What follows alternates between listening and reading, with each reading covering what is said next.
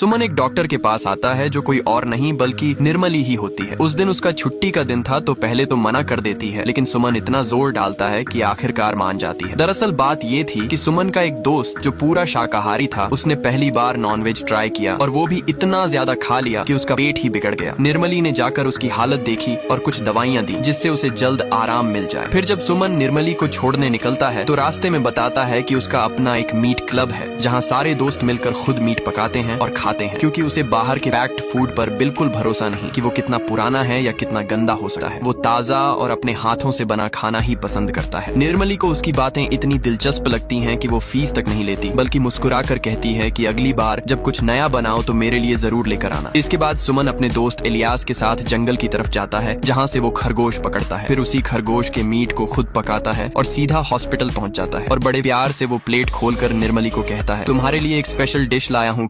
निर्मली पहली बार खरगोश का मीट खा रही थी। जैसे ही उसने पहला निवाला लिया उसे वो स्वाद बहुत ही लाजवाब लगा, क्योंकि उसने पहली बार खरगोश का मीट खा रही थी। इस बार उस मीट के स्वाद ने उसे मजबूर कर दिया कि वो सब भूल जाए। उसे ये इतना पसंद आया कि उसने सुमन से कहा, अगली बार इससे भी कुछ हटके लेकर आना। अब धीरे धीरे दोनों के बीच बातचीत बढ़ने लगी और दोनों के बीच एक अलग ही कनेक्शन बनने लगा। वैसे भी सुमन को अलग अलग तरह के मीट एक्सप्लोर करने का शौक था। एक दिन निर्मली ने सुमन से कहा कि उसे आज कहीं और ड्रॉप करे। सुमन को थोड़ा अजीब सा लगने लगा कि कहीं कुछ अनकंफर्टेबल ना हो जाए, इसलिए वो बात बदलने के लिए ड्राइवर से कीड़ों की बातें करने लगा कि कौन से कीड़े खाए जाते हैं, कौन से नशा देते हैं और कौन से जहर होते हैं। ये सब बातें सुनकर निर्मली को भी दिलचस्पी होने लगी कि शायद उन्हें भी कभी ट्राई करना चाहिए। इस बीच सुमन को कॉलेज से एक स्कॉलरशिप मिली थी और प्रिंसिपल चाहती थी कि वो दूसरे राज्य जाकर आगे की पढ़ाई करे, लेकिन अब सुमन का मन निर्मली में इतना लग चुका था कि उसे छोड़कर कहीं और जाना उसे मंजूर नहीं था। उसे बस अब उसे खुश करना था, नई नई डिश बनाकर खिलाना था, इसीलिए उसने वो स्कॉलरशिप ही मना कर दी।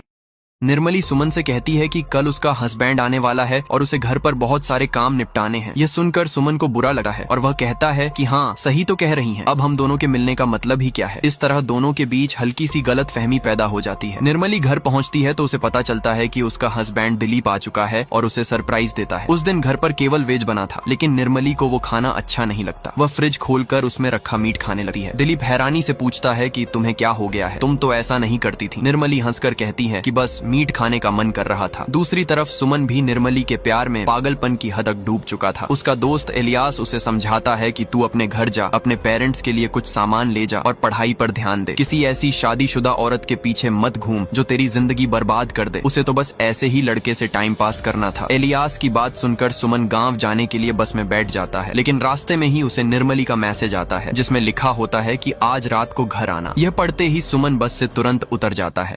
निर्मली अपने पति से बहुत